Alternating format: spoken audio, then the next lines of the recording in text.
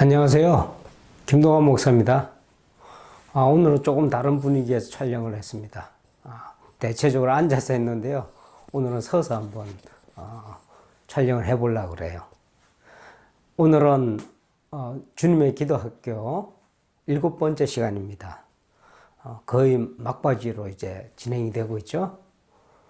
교재는 69페이지부터 시작이 됩니다. 기도학교 제6강, 제목은 회개와 죄사함이라는 주제입니다. 오늘의 본문 말씀 제가 읽어드릴게요. 마태복음 6장 12절의 말씀입니다. 우리가 우리에게 죄 지은 자를 사하여 준 것 같이 우리 죄를 사하여 주시옵고. 한 구절입니다. 오늘의 주요 주제가 회개와 죄사함. 주님께서 말씀하신 기도 제목들 모두 6가지라 그랬어요. 이제 남은 것은 2가지입니다. 지난 시간까지 일용할 양식에 대해서 했고요. 자, 2가지 기도 제목이 오늘 읽어드린 본문 말씀을 포함해서 또 한 가지의 기도 제목이 되죠. 이 2가지를 한꺼번에 다시 한번 읽어드릴게요. 우리가 우리에게 죄 지은 자를 사하여 준 것 같이 우리 죄를 사하여 주시옵고 우리를 시험에 들게 하지 마시옵고 다만 악에서 구하시옵소서. 이 2가지 기도 제목들은 바로 앞에서 우리가 지난 시간에 했던 기도 제목 일용할 양식과 한 조를 이루고 있어요. 그래서 아예 6가지 기도 제목 중에 3가지 기도 제목은 하나님 나라를 구하는 것에 집중이 되어 있고요. 그리고 또 나머지 3가지 기도 제목, 이 3가지 기도 제목은 이 하늘나라를 이루기 위해서 구체적으로 필요한 은총에 대해서 이야기를 하고 있습니다. 그래서 오늘은 지난주에 이어서 구체적으로 이 땅을 살아가는 동안 하늘나라를 어떻게 이루어 가는가, 그리고 이 하늘나라를 이루는 데 있어서 필요한 은총을 구하는 것이 목적입니다. 거기에 하늘나라를 이룬다. 하늘나라가 우리의 기도 제목의 궁극적인 목표입니다. 하늘나라를 소유했다 하는 이야기를 성경에는 다양한 표현으로 접근을 하고 있어요. 구원을 이루었다는 표현도 있고요. 하나님의 자녀가 되었다는 표현도 있고, 하나님의 형상을 이루었다 하는 표현도 있고, 그 중에는 하나님께서 우리에게 의인이 되게 해주셨다 하는 표현도 들어있어요. 의인이 되는 것을 표현하는 것도 그 중에 하나입니다. 오늘 사실은 이 표현과 관련이 되어 있어요. 자, 로마서 14장 17절 말씀을 잠깐 우리가 기억을 해봅니다. 하나님의 나라에 대한 설명이죠. 하나님의 나라는 어떤 나라다? 성령 안에서 이루어지는 의와 평강과 희락이라고 그랬어요. 아주 잘 설명이 되어 있는 거예요.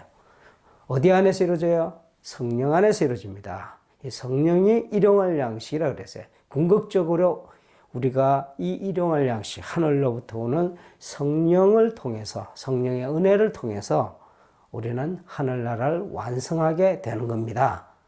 자, 그 내용이 바로 뭐냐면 성령 안에서 의를 이룬다고 그랬잖아요. 의인이 된다는 뜻이에요. 그러니까 그의 나라와 그의 의를 이야기할 때 이거는 다른 내용이 아니고 그의 하나님의 나라, 하늘나라는 바로 하나님의 그 의를 힘입어서 우리가 의인이 되어가는 과정이다. 의인이 되는 과정이다. 이렇게 우리가 설명해 볼 수가 있습니다. 자, 그런데 이 의인이 되려면 어떻게 돼야 됩니까? 이 질문이 앞으로 우리가 다룰 2가지 기도 제목과 연관이 되어 있어요. 자, 중요한 내용이기 때문에 페이지 71페이지에 일부를 우리가 읽을 필요가 있습니다. 71페이지에 또 중간점 나오는 내용입니다. 제가 읽어드릴 테니까 주의 깊게 한번 들어볼까요? 그런데 불의한 죄인이 흠없는 의인이 되려면 2가지 국면의 과정이 필연적입니다. 하나는 이미 지은 죄로부터 해방되는 것이고 또 하나는 앞으로 더 이상 죄를 짓지 말아야 하는 것입니다. 우리가 의인이 된다는 것은 죄로부터 해방이 된 상태를 말해요. 더 이상 죄와 관계없는 상태를 우리는 의인이다 이렇게 되죠. 근데 이 의인이 되려면 두 가지 중요한 국면이 필요하다 이거예요. 하나는 우리가 이미 지은 죄들이 있잖아요. 그 책임을 져야 되거든요. 내가 이미 저지른 죄악들, 이 죄가 해결이 돼야 되고 또 하나의 중요한 사실은 우리는 또 살아가야 되잖아요. 지금만 있는 것이 아니고 앞으로도 살아가야 되잖아요. 더 이상 죄를 짓지 말아야 되는 거예요. 그러니까 하나는 이미 지은 죄를 해결해야 되고 또 하나는 어떻게 해요? 더 이상 죄를 짓지 않고 살아야 됩니다. 그래야 의인이라 우리가 부를 수 있죠. 이 땅 안에서의 의인이라 이야기를 할 때는 이 두 가지 국면이 한꺼번에 해결이 돼야 돼요. 자, 다음 이야기를 또 한번 읽어볼까요? 전문적인 용어로 앞의 것을 죄책으로부터의 자유, 곧 칭의라고 부릅니다. 그렇게 이야기를 하고 뒤의 것을 죄 권세로부터의 자유, 그거를 다른 말로 성화라고 부릅니다. 이게 무슨 이야기냐? 우리가 하나님의 자녀가 되는 것, 하늘나라를 소유하는 것, 구원받는 것은 두 가지 큰 기둥이 있다는 거예요. 하나는 칭의라는 기둥이고 하나는 성화라는 기둥인데, 칭의라는 것은 뭐냐면 이미 지은 죄를 도말하는 거예요. 싸그리 없애는 거예요. 또 하나는 뭐냐면 앞으로 우리가 이 땅을 살아가는 동안 이 땅에서 죄의 파워, 권세, 죄의 세력에서 우리가 이기는 거예요. 이걸 성화라고 한다. 이런 이야기예요. 그러면은 이 두 가지 중대한 질문 또 중대한 국면을 우리가 어떻게 이룰 수 있습니까? 하나님의 은혜밖에 없어요. 기도해야 되는 이유가 바로 있어요. 기도가 뭐라고 그랬어요? 은혜 받는 통로입니다. 어떤 은혜를 받게 되느냐? 칭의의 은혜를 받아야 되고 성화의 은혜를 받아야 이 문제가 해결이 되는 거예요. 자, 이미 지은 죄를 해결을 깨끗하게 받는 방법. 여기서 이미 지은 죄를 깨끗이 용서받는 방법, 이걸 칭의라고 했습니다. 이것이 바로 죄사함의 은혜라고 그러는 거예요. 죄사함의 은혜라고 한다. 또 하나가 있다고 그랬죠. 앞으로의 죄, 곧 죄의 권세로부터 어떻게 자유로울 수 있는가 하는 문제. 그것은 바로 죄의 유혹을 이기는 길이에요. 그래서 우리가 구체적으로 말씀을 드리자면 성령의 도우심으로 죄의 유혹을 극복하여서 죄악에, 범죄에 이르지 않게 되는 은총이 필요한 것이죠. 이것이 바로 앞에서 우리가 읽었던, 우리가 상기했던 두 가지 기도 제목으로 돌아가는 이유예요. 뭐예요? 우리 죄를 사하여 주셨고, 이게 뭐예요? 죄 사함의 은총, 칭의의 은총에 관한 문제고, 또 하나 뭐예요? 우리를 시험에 들게 하지 마시옵고 다만 악에서 구하시옵소서. 이건 뭐예요? 바로 죄의 세력으로부터 우리가 지지 않고 이겨나가는 그 은혜를 주시옵소서 하는 성화의 은총에 관한 문제예요. 놀랍죠? 그러니까 주기도문을 통틀어서 전체를 이야기해보자 했을 때 주기도문이 과연 무엇인가 했을 때 그것은 바로 하늘 가는 길에 은총을, 하나님의 은총을 받는 길이다 하는 거예요. 구원의 길이 주기도문에 압축이 되어 있어요. 그러니까 주님 가르쳐 주신 기도가요, 그냥 세상 것 구하고 의식주를 구하고 그런 것이 아니고 한마디로 구원의 은총을 구하는 거야. 하늘 가는 길에 대한 은총을 구하는 거예요. 하늘나라에 대한 은총을 구하는 거예요. 자, 하늘나라를 이루는 데 있어서 두 가지의 은총이 필요하다고 이야기를 했어요. 하나는 칭의라는 은총이요. 하나는 뭐라고 그랬어요? 성화라는 은총이다. 칭의는 죄 사함과 관련이 되어 있고, 성화는 죄를 어떻게 한다? 죄를 이겨나가는 능력하고 관련이 있어요. 근데 사실은 이 앞부분에 칭의의 은총, 칭의의 기둥을 통과하지 않고서는 성화의 기둥에 도달할 수가 없어요. 요거는 다음 시간에 제가 좀 아마 설명이 되지 않을까 싶네요. 그래서 오늘의 주제로 돌아가 봅니다. 오늘의 주제는 죄사함이라는 주제예요. 어떻게 보면 칭의의 은총의 핵심적인 주제입니다. 죄사함을 받아야, 죄사함을 받는 것 자체가 칭의거든요. 용서했다 할 때, 너는 이전 죄를 용서했노라. 이때까지 모든 죄를 내가 다 용서했노라. 그렇게 될 때 우리는 의롭다 함을 받는 거예요. 어렵게 되는 거예요. 그런데 생각해 보세요. 이거는 내가 뭐 이렇게 뭘 해서 된 게 아니고 하나님께서 내가 너를 의롭다 여기겠다 하는 거예요. 한마디로 칭의죠. 의롭다 칭하는 거예요. 그러니까 하나님께서 의롭다 칭하는 은혜입니다. 죄사함 누가 해요? 하나님이 하시잖아요. 하나님께서 죄를 사하여 주시잖아요. 그런데 요 구절을 좀 생각해 볼까요? 우리의 죄를 사하여 주시옵고, 여기서 요것만 했으면 좋을 것 같은데 요 앞에 뭐가 있어요? 우리가 우리에게 죄 지은 자를 사하여 준 것 같이, 이런 구절이 들어가 있어요. 이게 뭐예요? 잘못 오해하시면요, 이해가 잘못되면, 아하, 내가 다른 사람을 용서해야 하나님이 나를 용서하는구나. 다른 사람의 용서를 내가 많이 해야, 요걸 보시고 하나님께서 나를 용서하시는구나. 잘 들으셔야 돼요, 이 부분에. 우리가 우리에게 죄 지은 자를 사하여 준 것 같이, 우리가 누구의 죄를 사하려고 할 때, 용서하려고 할 때, 뭐 죄라는 표현보다 하여튼 용서하려고 할 때 그냥 용서됩니까? 안 되죠. 미운데요. 막 부글부글 끓잖아요.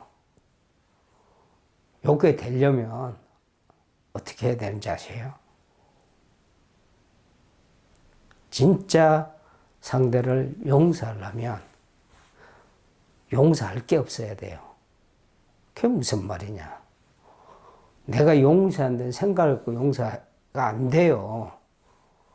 내가 용서해야지. 몇 번은 할 수 있어요. 한 7번도 뭐 하면 엄청난 사람이에요. 이 사람은 존경할 만한 사람이에요.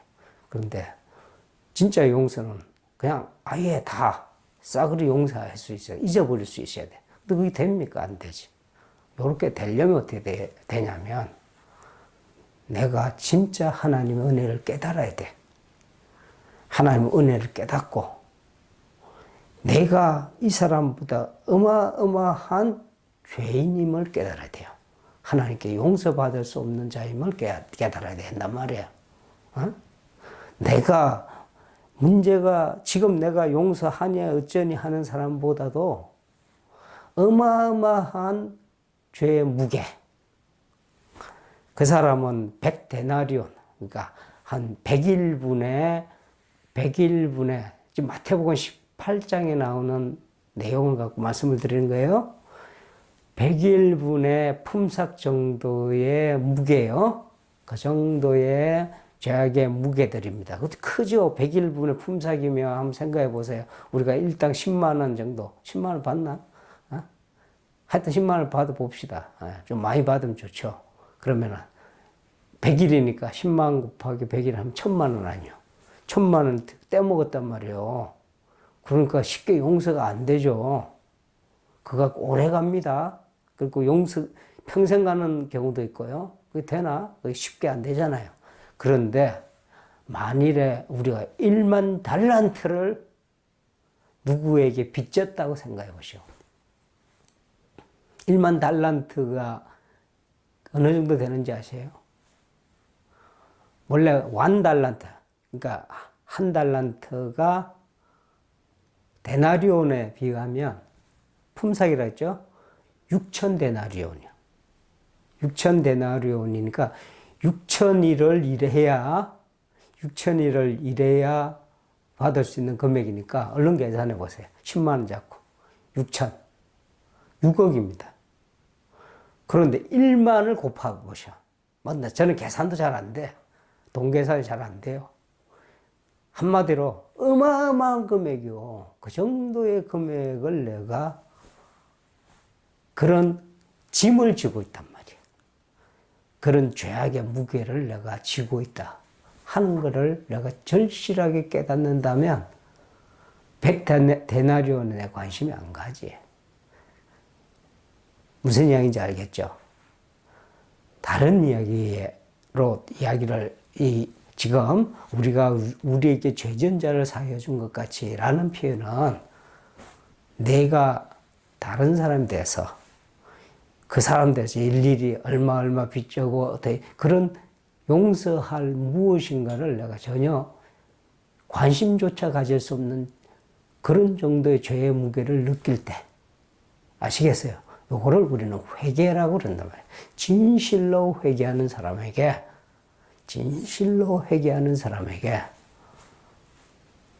죄사함이 부어진다는 의미예요. 죄사함의 은총이 어떻게 와요? 진실로 회개하시면 돼.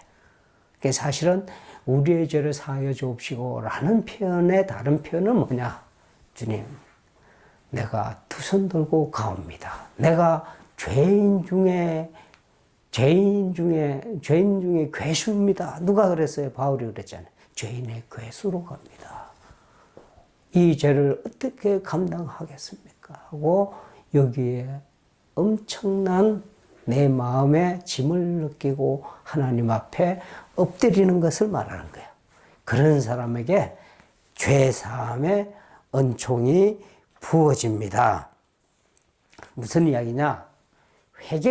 진실한 회개가 바로 우리가 죄사함이라는 은총을 받게 되는 출발점이다. 이렇게 되는 거예요.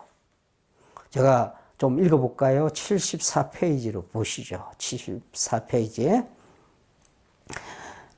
저 뒷부분이에요. 그 단락에 한 단락만 나오는데 거의 한 중간 정도 될까요? 즉, 우리가 우리에게 죄전자를 사하여 준 것 같이 라고 고백할 수 있는 사람은 자신이 다른 사람을 용서할 자격을 가져서 그런 것이 아니고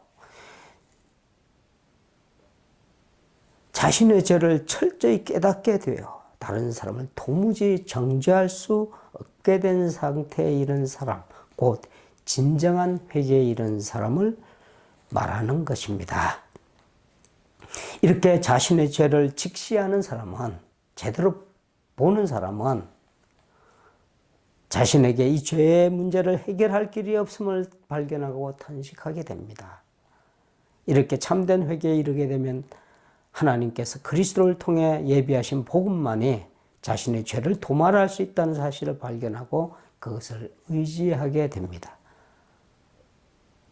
줄이고 목마른 영혼이 비로소 하늘의 양식을 발견하고 다음과 같이 부르짖는 것이죠. 우리 죄를 사하여 주셨고, 하나님께서는 이렇게 고백하는 자, 이렇게 하나님의 은총을 바라보는 자, 이런 사람의 믿음을 보시고 죄 용서의 은총을 즉시로 베푸십니다. 들어보십시오. 내 죄 사함을 받았느니라. 내 믿음이 너를 구원하였으니 평안히 가라. 뭐가 따라오죠? 평강이 오는 거예요. 의가 이루어지면 평강이 따라오고 평강과 함께 기쁨이 따라오게 돼요. 예수께서 저들의 믿음을 보시고 작은 자야 내 죄 사함을 받았느니라. 그래요. 하나님께서는 진실한 심령으로 회개하고 거룩한 복음을 믿는 자를 의롭다고 하십니다. 더 이상 그들을 죄인으로 간주하지 않으시고 의인으로 인정하신다는 말입니다. 칭의입니다. 이 같은 일은 예수 그리스도의 피로 인해 가능해진 일입니다. 예수 그리스도의 피값으로 불의에 물던 죄인의 죄값이 대신 치러진 것이죠. 죄사함의 은혜를 입게 되면 결코 정죄함을 받지 않습니다. 하나님께서 과거의 모든 죄를 도말하시고 다시는 기억지 않으시기 때문입니다. 우리가 우리에게 죄전자를 사하여 준 것 같이 우리 죄를 사하여 줍시고, 다른 말로 하면 진실로 회개하십시오. 하나님의 은총을 구하십시오. 그러므로 우리가 우리에게 죄전자를 사하여 준 것 같이 우리의 죄를 사하여 달라는 간구는 참된 회개로 인도해 달라는 기도라 말씀드릴 수밖에 없습니다. 일용할 양식, 하늘의 떡 곧 주님의 복음을 믿는 믿음은 이같이 주림과 기가를 가진 사람, 참된 회개의 심령을 소유한 사람을 배부르게 할 것입니다. 여러분의 심령에 하늘의 양식으로 배불러지는 그러한 큰 은총이 임하기를 주님의 이름으로 축원드립니다. 감사합니다.